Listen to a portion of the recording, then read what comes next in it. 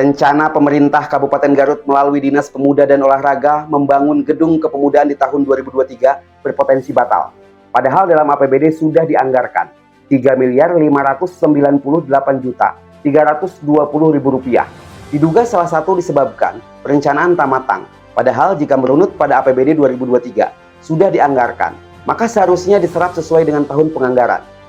Akibat dari perencanaan yang tidak matang, termasuk peran dari Badan Perencanaan Pembangunan Daerah, Bapeda, Kabupaten Garut, yang diduga yang asal main tampung usulan-usulan kegiatan dari SKPD.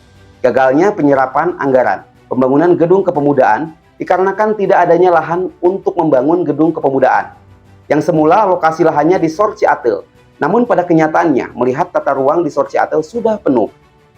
Terkait dengan pembangunan gedung kepemudaan yang berpotensi batal, padahal di APBD sudah dianggarkan di tahun 2023. Saya akan coba tanyakan kepada Kepala Bidang Daya Saing Keolahragaan Muhammad Diki Hasbi.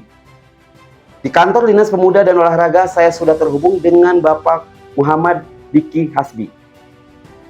Pak Kabid, Dinas Pemuda dan Olahraga Kabupaten Garut telah menganggarkan Rp3.598.320.000 untuk pembangunan gedung kepemudaan di tahun 2023 ini. Berpotensi akan batal. Bisa dijelaskan Pak Kabid, kenapa bisa batal? Apa kendalanya Pak Kabid? Dijawab. Baik, terima kasih. Bismillahirrahmanirrahim. Terima kasih Kang Deni atas ininya.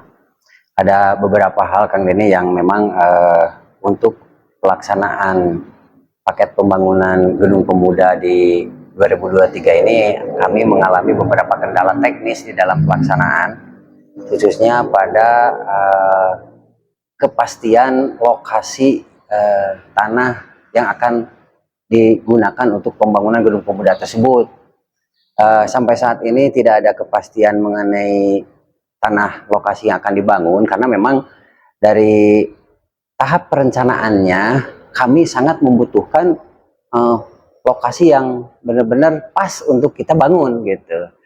Ternyata sampai saat ini kepastian lokasi tersebut kami belum dapat, sehingga sampai saat ini pekerjaan atau tahapan pelaksanaan pembangunan gedung pemuda ini kami di sisi tataran teknis belum bisa mengeksekusi, khususnya memang pada tahapan perencanaan, konsultan perencanaan. Sehingga untuk konstruksi dan pengawasan pun juga sama, kami terkendala Pak Kang Deni.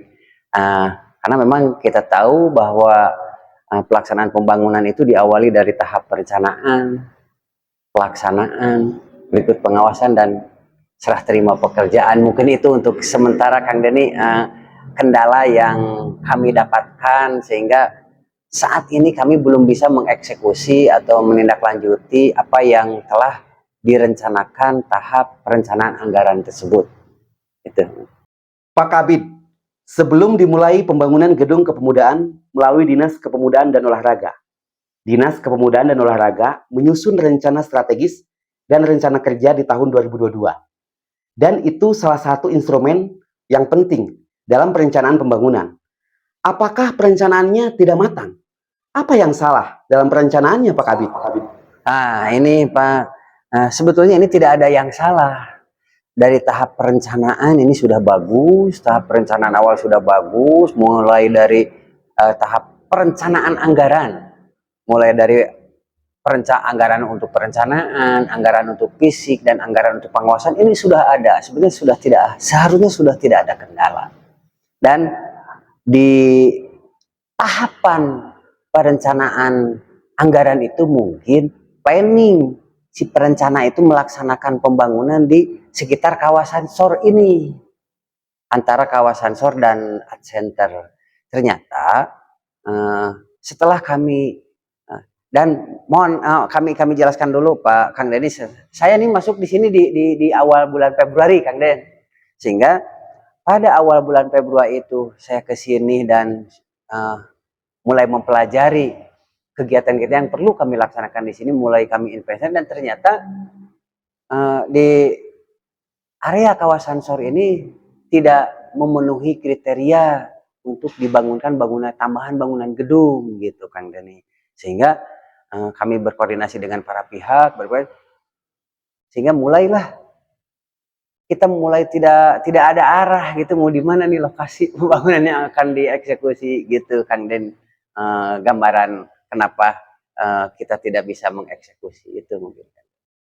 Anda tadi mengatakan bahwa di area Sorci Atel ini tidak memenuhi kriteria untuk penambahan gedung. Kan ada perencanaan di tahun 2022 yang lalu, Pak Kabid. Apakah perencanaannya asal tembak saja, tanpa berkoordinasi dengan pihak tata ruang sebelumnya? Dalam hal ini, siapa yang salah, Pak Kabid? Nah, kalau mungkin mohon maaf Kang Denny kalau yang salah dan tidak salah ini mungkin hanya miskomunikasi saja, mungkin ini ada kurang koordinasi komunikasi saja yang terputus mungkin pada tahap lalu, mungkin itu saja.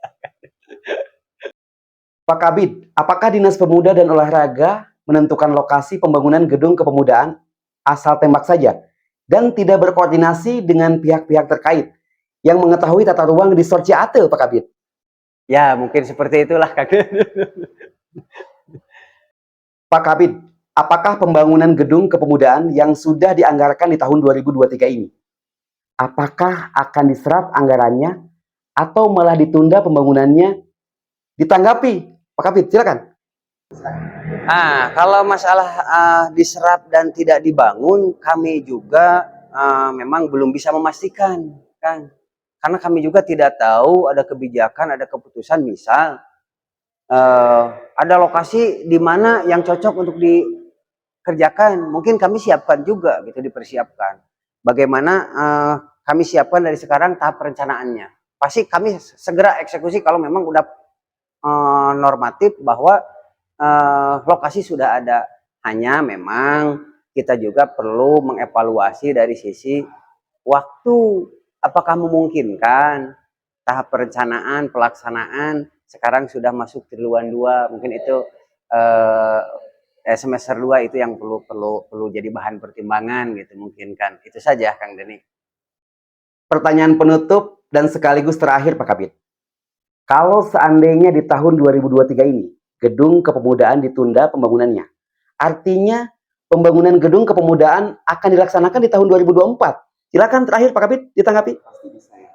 Insya Allah memang, nah harapan kami juga seperti itu Kang Den, harapan kami juga di tahun ini meskipun secara fisik tidak terbangun, tetapi dari titik lokasi dinyatakan sudah bisa dipastikan di mana, sehingga minimal kami bisa mengeksekusi tahapan perencanaannya Kang Den. Apabila kami bisa mengeksekusi tahapan perencanaannya dari sekarang, otomatis kita menganggarkan kalau dianggarkan di tahun 2024, kita bisa eksekusi pelaksanaan fisik di awal-awal tahun. Itu lebih enak sebetulnya Kang Den. Sehingga ke depan insya Allah kita memiliki leluasa waktu dalam tahapan pelaksanaan. Sehingga tidak terburu-buru dengan pencairan keuangan di akhir tahun lah, ini mungkin itu Kang Den. Lebih harap gambaran kami juga dengan situasi dan kondisi sekarang seperti ini, seperti itu Kang Den. Itu mungkin gambarannya Kang Den.